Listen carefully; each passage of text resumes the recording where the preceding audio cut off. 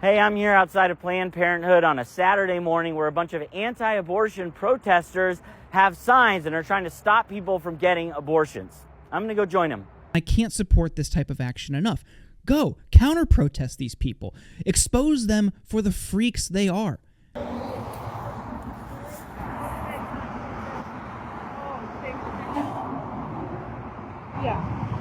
I really like this video. This comes from the Good Liars, who you might know from their pranks and trolling at different right-wing events.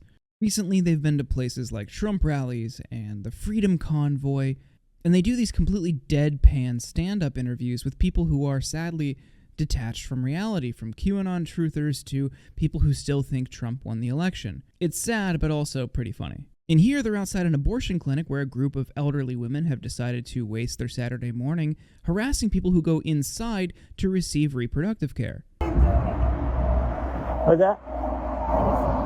No. The traffic, the people ruining the protest. You're pointing at us. And this type of protesting always bothers me. It's really weird to see people spend their free time get in the way of someone else trying to receive medical care. It's unlike any other form of protest, and it's only about abortion. And this is because it's so politically charged. You don't see these types of protests outside clinics where men are about to get a vasectomy. I'm telling you, I'm going in a couple weeks to get a vasectomy. I won't see any protesters there. Maybe a little TMI, but it's still, like, the point. That's not where you see these types of people. It's only at abortion clinics. No. You guys do whatever you want. Maybe these people look unsuspecting and they're not necessarily reflective of the entire anti-choice movement, but here in DC, there have been some weird happenings at clinics.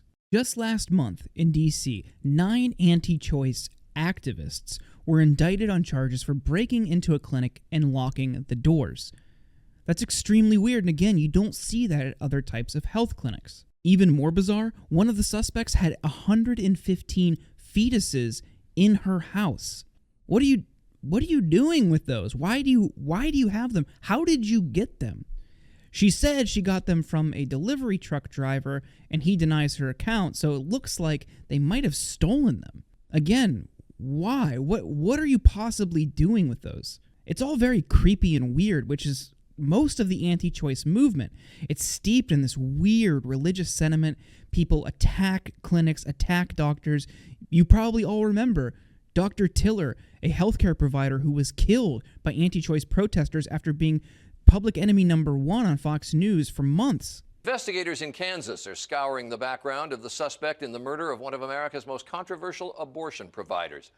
Dr. George Tiller was shot and killed in church. The way the right can whip people into a frenzy over this issue can't be overstated. So I really recoil at any sort of anti-choice protest outside of a clinic because it's a really sensitive issue for a lot of people. People aren't going there in good spirits. Sometimes it's very tough and emotionally draining for people getting reproductive care.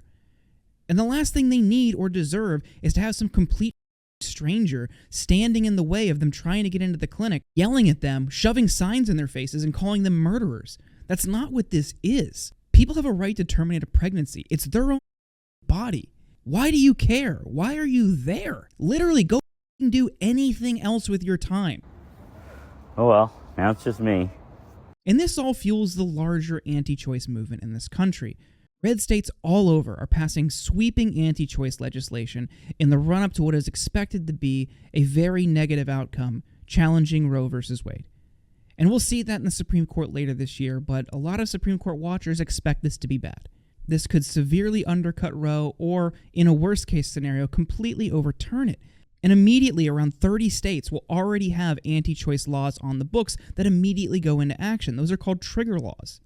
So that's going to make it extremely hard for people who need reproductive care to get it. And then the only option for people would be to travel out of state.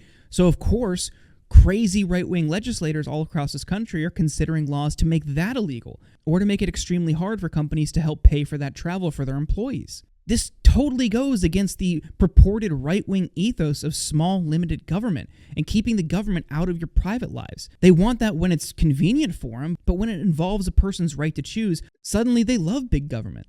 They love the idea of an intrusive government dictating how you, as a person, have to behave in your private life. It's all extremely weird and creepy. It's super invasive, and I can't support this type of action enough. Go, counter-protest these people. Expose them for the freaks they are.